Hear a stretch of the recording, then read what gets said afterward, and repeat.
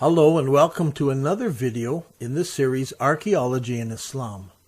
My name is Dan Gibson, and today we want to examine the question that viewers have asked about Muhammad in Petra. Let me start by saying that I am making these videos to answer questions that people have asked after seeing the documentary video, The Sacred City. If you have not seen that film, then please try to watch it, as these videos will make more sense if you watch the film first. You can find the film in a dozen different languages on the Sacred City website at the bottom of the screen.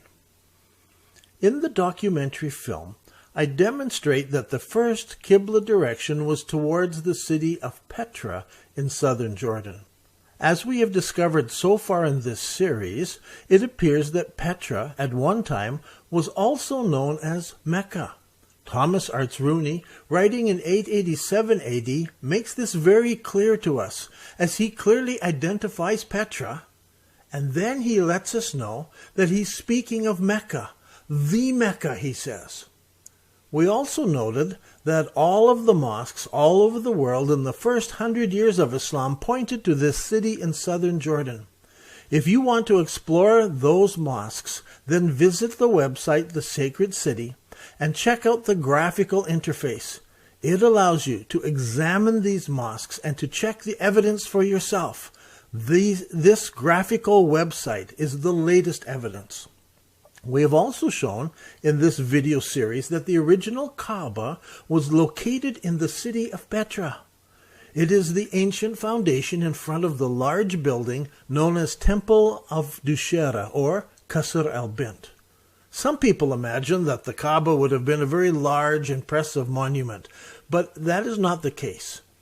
At this time it was a squarish-looking structure, quite unimpressive.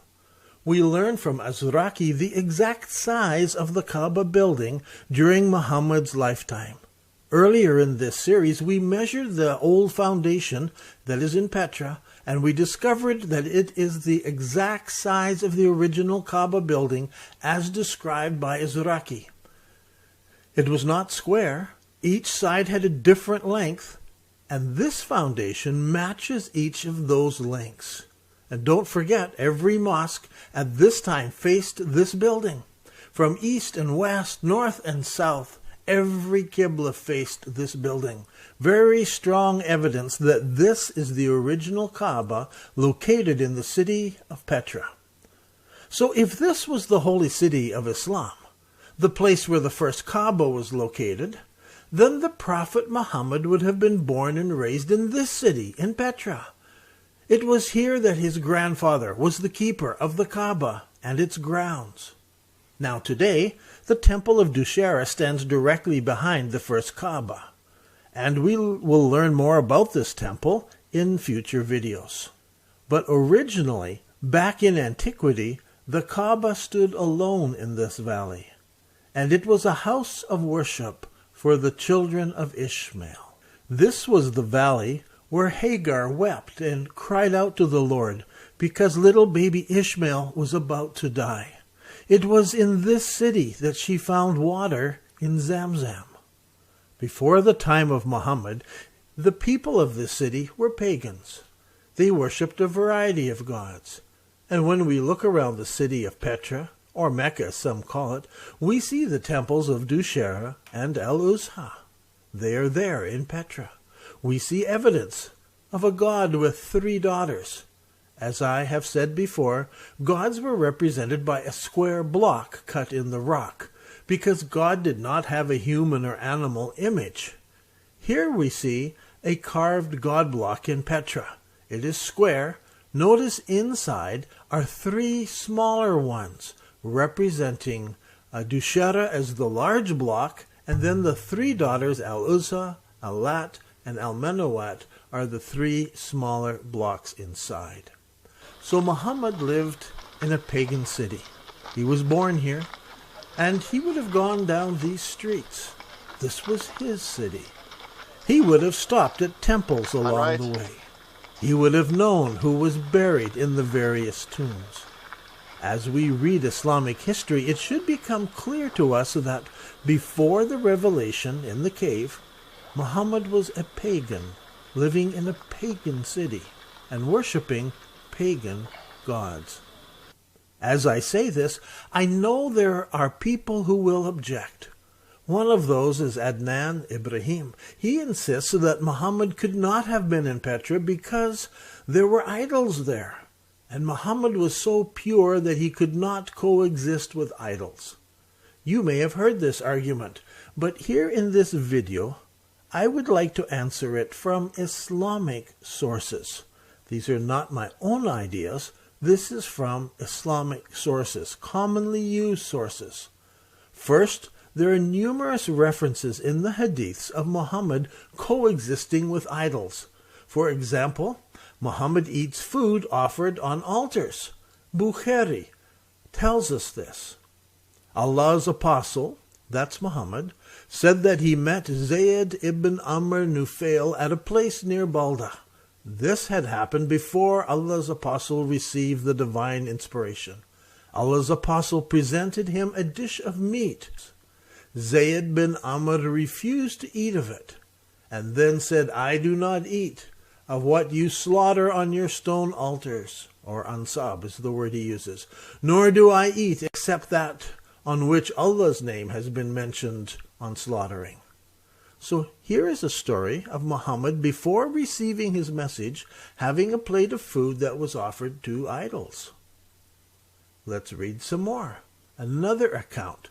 This one from Al-Karkushi, and it regards pre-Islamic days. He says, the Prophet slaughtered a lamb for one of the idols. This is Nusub min al-Ansab. Then he roasted it and carried it with him. Then Zayd bin Amr ibn Nufail met us in the upper part of the valley. It was one of the hot days in Mecca. When we met, we greeted each other with the greeting of the age of Jahiliyyah, which is Nam Sabahan. Then the Prophet said, why do I see you, O son of Amr, hated by your people? He said, this is without myself being the cause for their hatred. I found them associating divinities with Allah, and I was reluctant to do the same. I wanted the religion of Abraham. The Prophet said, would you like some food? He said, yes. Then the Prophet put before him the meat of the lamb. Zayd ibn Amr said, what did you sacrifice to, O Muhammad? He said, to one of the idols. Zayd then said, I am not one to eat anything slaughtered for a divinity other than Allah. So here we clearly read that in the time of Jahiliyyah, the Prophet Muhammad slaughtered a lamb to the idols. It was he who slaughtered the lamb to the idols. Then there's the cave where Muhammad received his vision. This was a spot where young men went for religious devotion. It was in this cave where Muhammad received the beginning of the Quran. Here, Bukhari tells us that the cave was filled with pagan images. Bukhari tells us, I was in the company of the Prophet in the cave, and on seeing the carvings of the pagans, I said, O Allah's apostle, if one of the pagans should lift up his foot, he will see us. He said, that's Muhammad, said, what do you think of two, the third of whom is Allah? Now, the proposed cave in Mecca in Saudi Arabia today does not contain any of these pagan carvings.